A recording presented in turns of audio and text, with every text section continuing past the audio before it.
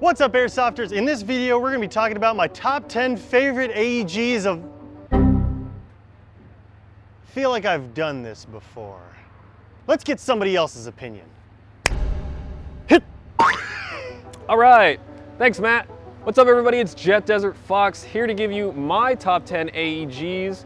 Now this list is gonna differ a little bit from Matt's. I'm gonna be mainly covering guns that I've either used during a game or that I personally own. So without further ado, let's jump into the list. Coming in at number 10 on my list is the Bolt AK-74. Now I personally own one of these guns and it is a blast to shoot. In case you aren't familiar with bolt guns, they have heavy recoil action and that's what makes this gun so fun. As you're firing this gun, this heavy bolt here just reciprocates back and forth and it basically just shakes you like crazy. And as you're on the field and you're doing that, it is just tons of fun. One thing that this gun does lack a little bit is reliability. Out of the box, it shoots fantastic. However, with all of the moving parts, things shake around a lot and it does compromise the durability of the gun a little bit. My personal one is currently in the shop, but nonetheless, this gun is a ton of fun to shoot and that's why it's number 10. Number 9 on my list, the B.R.S.S Elite Force M27. Now the model that we're looking at is Unicorn Leah's gun. I just borrowed it for the shoot, so thanks a lot. This is a very well-rounded platform for M27 fanboys. You're gonna recognize this gun. If you're an M27 fanboy, you probably really want this to be a squad automatic weapon, but normally it's not considered one at a lot of MilSim events and national level events. However, it is such a versatile platform that it does extremely well as a DMR. Particularly on Leah's gun, she's got a 1 to 4 times zoom variable scope and a Magpul vertical grip and a PTS comp. So many nice things going with this gun. Obviously it is an M4 style platform, so the ergonomics are gonna be very familiar to a lot of users. And just H&K, B.R.S.S, Elite Force just make really good quality guns. This gun shoots phenomenal out of the box, and that's why it's number 9. Coming in at number 8 is another B.R.S.S Elite Force gun. It is the H&K 416C. Now, this gun is near and dear to my heart because this was my nighttime gun for a very long time. And you can kind of tell by the attachments. We've got a G&P D-ball. On the bottom, we've got a PTS vertical grip. And you'll notice that there's not a lot of battery space on this gun because it's got the telescoping stock. The battery actually is hidden inside the PTS vertical grip. And simple red dot. What made this gun so great for nighttime is its compact size. When I would be walking around with night vision, I didn't have to contend with a lot of things sticking out of the gun. I could simply just turn my IR light on, scan for targets, find someone, and then just shoot them from the darkness. If I did need to sight in on somebody, I could easily extend the stock and then use the red dot, depending on nighttime conditions. This gun shoots very well out of the box. Ergonomically, it's very familiar to a lot of people, being another M4 platform, and just overall has a lot of versatility. Normally, I would run a tracer unit on this gun, but for this shoot, I decided to put a PTS Griffin flash hider on here. And at number 7, yet again, another B.R.S.S Elite Force airsoft gun. This is the MP5 SD. Now again, this is my personal gun that I use at Battle Lab. If you head over to my channel, I've got some fun gameplay with this gun. Inside the mock suppressor, I've hidden a B&T tracer unit, which you can kind of see by my rudimentary custom job here with all the electrical tape. On the bottom handguard of my MP5 SD, I've added a Picatinny rail and a Unity Fusion mount to mount an Olight Warrior X to see in those dark spots at Battle Lab. Now the nice thing I like about this is it puts the flashlight here at the 6 o'clock position, so no matter which way I'm peeking on a wall, my flashlight is never impeded. One nice feature about this gun, it is mainly plastic, so it makes it very easy to manipulate in close quarter battle. Battery space, however, is limited to the handguard, so you're gonna have to find some really small batteries to fit up here. And of course, with every MP5 product, you gotta do the HK slap.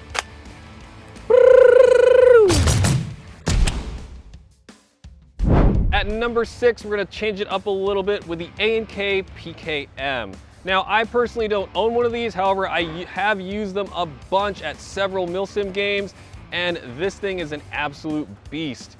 This thing is built like a tank. The real wood and metal just make this super sturdy. I've actually dropped one of these. Shh, don't tell the owner. Reliability with this gun out of the box is superb. I've never seen an issue with one straight out of the box. The only issue that I have, which is actually a big problem with a lot of other light machine guns or MMGs, is the box mag. The box mag is usually the weakest point for all LMGs, such as like the Echo 240 Bravo and the PKM. Just somebody, please make a better box mag. Please, I'm looking at you, all you companies that produce this. I don't know, I can't even, I'm just so flustered about the box mag. All right, get this out of here. Now, before we get to number 5 on my list, do you think you can guess what my favorite AEG is? Leave a comment below. All right, number 5 is the G&P M14 DMR. Now, I've had this gun for quite some time. It has never been worked on, upgraded, needed repair, or anything, and it has flown across the country and back and used at countless pickup games. Again, I just want to stress that this gun has never been worked on whatsoever, and it is still a powerhouse. FPS out of the box is excellent. It is a very accurate gun. The only thing I don't like about this gun are the mounting options for optics. I do have a red dot on here, but I would like a little bit more zoom, and the options for the rail back here are a little limited, and it also looks a little funky. I don't know why. Battery space in the M14 DMR is excellent. This whole rear stock is battery space, so whether you're running an older style nickel metal battery or the newest Titan Power lithium ion, it's gonna fit back here. Ergonomics. Now, ergonomics are gonna be a mix of modern and classic. Classic being, you know, you've got this nice rifle design from like World War II, in which you were just kind of holding the rifle like this. But this platform has a pistol grip, so it's going to be a little bit more familiar to possibly M4 users. The only thing that's going to be different is that magazine change. You've got a mix between, it's almost like an AK reload with the lever style. But with a little bit of practice, you'll be reloading like a speed demon. Pew! Coming in at number 4 is quite possibly the most underrated airsoft gun. It is the ASG Scorpion EVO 1A3. 3A1. Now, this gun has a lot going for it. There are plenty of options here at the front. As you can see, this is my personal EVO. So I've got the threaded barrel attachment to add a tracer unit. Battery space on this gun is a little limited, however, it's well hidden, which I can appreciate. It's hidden here at the front handguard. This whole piece comes out forward. You slip the battery into a mix between this front area and then the inside, and it works great. It is a very unique design, so if you're looking for something that's not an AK or an M4, I would highly suggest picking up one of these. Now, this gun offers a ton of versatility. It is excellent for use in both indoor and outdoor play. One of the key factors that is helping that is the hop-up unit. For whatever reason, I'm not quite sure the technical specs, but the hop-up in the Scorpion EVO is superb, if not excellent, just out of the box. I don't know what magic that they put into this, but whatever you're doing, ASG, keep doing it inside the Scorpion. The Scorpion EVO also comes with a lot of options when it comes to firing modes: semi, 3-round burst, and full auto, along with tons of ambidextrous controls. The gun can also be compact even more with a fold-over stock. The internal quality of this gun is probably, I feel like, about $1,000, but the gun retails for about $450 to $500. So pretty reasonable price for a very excellent platform. Number 3, the G&G GR25 or SR25. Now, this is my personal GR25, as you can tell by the custom paint job.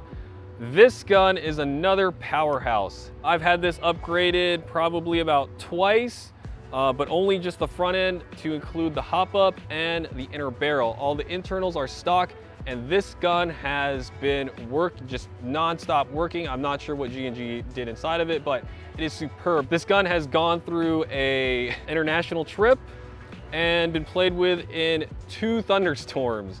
and it has never broken or shorted out on me whatsoever. It is just an excellent, excellent gun. Battery space, this entire stock is battery space. So again, whether you're using an older style battery or a newer style battery, you will have battery space up here. Now, there are only 2 firing modes on this gun, safe and semi. However, if you're planning on using this gun as a DMR platform at your local field or possibly an event, those are the only firing modes that normally are allowed for DMRs, semi-automatic. Attachments on mine include a 9x scope, a PTS vertical grip, and a Harris bipod. On the front, we've got our mock suppressor, which obviously makes the gun very long. However, this can be removed and the overall length of the gun can be shortened. Now, I do like to carry around the mock suppressor just for the fact that when you fire it with it on, it kind of changes the sound of the gun, making it a little harder for enemies to figure out where you're firing from, especially when you're in a concealed location. Now, a lot of people think bipods are useless in Airsoft.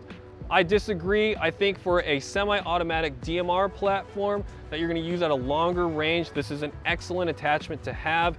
You're able to just create a very steady platform for yourself, and those follow-up shots are going to be easier to make rather than trying to just hold your gun up or prop it up on something and you've got some barrel sway. This will ensure a very stable shooting platform. Now, let's say, particularly for this setup, if I don't have space to use the bipod, I can always just use the vertical grip to prop it up on something, maybe wedge it onto a ledge. It also just makes it easier to carry the gun around. Number 2 on my list, the Tokyo Marui AK B.R.S. Now, this is probably a wild card pick for a lot of you, but this gun, not this particular gun, but this gun holds a very, very special place in my Airsoft heart. The Tokyo Marui B.R.S. was the second Airsoft gun that I ever owned, and I owned that gun probably for 15 plus years. I only stopped using it because the internal spring and a bunch of the internals had finally started to go out, but after about over a decade of heavy use as a loaner gun, as a backup gun, the gun was just excellent. It had just this super long life service, and it was completely stock. As a lot of you may know, if you leave a Tokyo Marui stock, it'll probably last forever, or longer than you, who knows. Now, this AK B.R.S. differs a lot from the original one that I had. The one that I had the full AK stock. This one has a telescoping stock. It did not have this top rail receiver. I believe the battery goes in here, yep. And the battery on the older style would go in the full stock, but you still got this rail here on the front, and it did come with this stubby AK mag, and also this very nice texturized grip. The overall length of the gun made it very versatile for both indoor and outdoor, if you could just kind of get past the 280 feet per second FPS out of the box. But that's also a big reason as to why the gun performed so well. Now, with that lower FPS, there's going to be less stress on the gun, making the life of the gun even longer. One major factor, however, between other AKs and the Tokyo Marui AK, obviously you're paying for that brand name. However, it is a higher quality. And we have arrived at my number 1 pick. Now, unlike Evike, I am a man of culture, and my number 1 pick is the Syma AK-47. Now, the Syma AK-47 is number 1 for so many reasons. Number 1, Syma AK is synonymous with longevity, budget, durability. There's so many things going for Syma AK. I personally believe that the Syma AK is also one of the best beginner guns in Airsoft, just because you can get one for around $100, and most of them are going to come with real wood and be full metal, plus come with other attachments like a side rail mount or a fold-over stock, telescoping stock, vertical grip. There's tons of options out there for relatively low price. Another great feature that I love about the Syma AK series is the magazine that it comes with is going to be a 500 to 600 round high capacity magazine. Now, a standard M4 magazine is going to be about 200 to 300, maybe 350 rounds. So just out of the box, you are able to shoot twice as many BBs as an M4 user. Probably the only downside to the Syma AK is the battery space. The battery space is going to be very limited to just what you can fit inside the upper area where the dust cover goes. But thankfully to modern battery technology, it's getting easier and easier to find good batteries that fit up here. Now, particularly with SEMA AK-47s, the out-of-the-box performance is usually superb. You'll get a little bit more range compared to an M4 and a little bit more power. SEMA AKs usually shoot on the high 390 to 400 plus FPS. As I said, there's a variety of SEMA AKs. Let's say you don't want this classic wood metal look, you want something a little bit more modern with rails and such. We've got that with SEMA AK. Here we've got one with rails and an LE type stock. All right, you want even more options. How about an underfolding stock? Again, real wood, all metal. All right, not enough rail space. Okay, here's another SEMA AK with a top rail on top of it. Side folding stock, more rail space up here. Waffle mag if you're a waffle fan. Just there's so many options with the SEMA AK. Options, options, options, options, options. SEMA options. All right, so that's why SEMA AK is #1 on my list. If you are thinking about picking up an airsoft gun and you are pretty new to the hobby, recommend one of these. All right, everybody, that is gonna round up my top 10 airsoft AEGs. You can pick up all of these products that have been mentioned at Evike.com. If you wanna check out more content from myself, head over to my YouTube channel, Desert Fox Airsoft. And as always, this is Jet Desert Fox, and I'll see you on the field. Hopefully you've got a SEMA AK.